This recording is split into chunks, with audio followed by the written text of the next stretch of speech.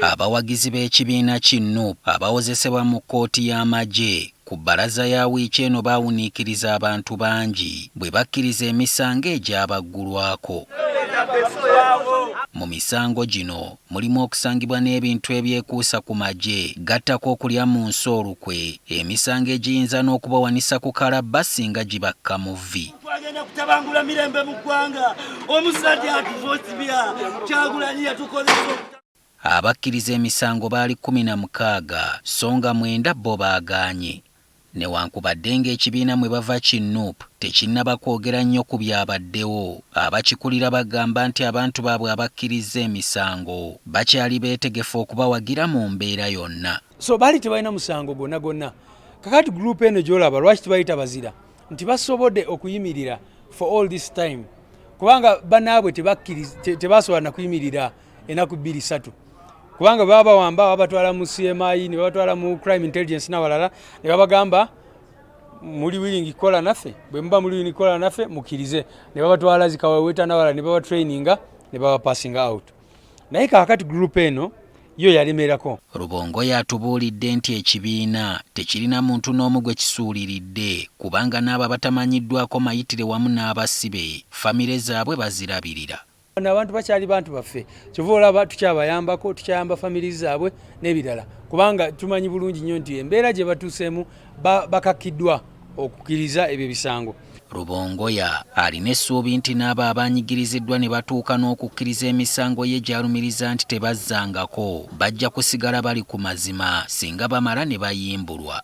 Bano babadde kumpi bamaze emyaka 4 mu nkomyo nga n'okulafuubana kwabwe okukkirizibwa okweyimirira kubadde nga kugwa butaka. Tulabe nga bwe beewongera repression ne oppression, ate abantu abasinga nga beeyongera kwenyigira mu struggle.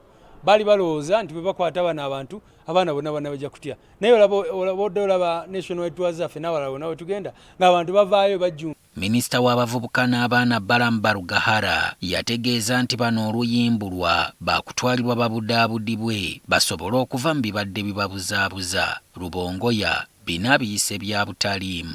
Someone incarcerates you, tortures you, subjects you to all this humiliation, and then says, you come out and love me, come out and support me. You saw Sanya. Balaam should be ashamed of himself and the full figures and all these other charlatans who are always engaging these people. Kyokka wadde Barugahara yaliwo ku kkooti olunaku olwo bano lwe bakkiriza emisango, yeegaana ekyokuba nti yabyenyigiramu okubaperereza. They have confirmed they committed the offences and nobody forced them to commit, just like you have seen, no one is there. I arrived after court session, but I'm happy that at least finally I came to check on these young people. Tumubuuzizza oba tebalina kutya nti gavumenti esobola okutandika okunoonyereza ku mukama waabwe Robert Kyagulanyi Ssentamu okusinziira nti abantu be bakkiriza emisango gya Naggomola gye bagambibwa okuzza nga bali wansi wa bukulembeze bwe.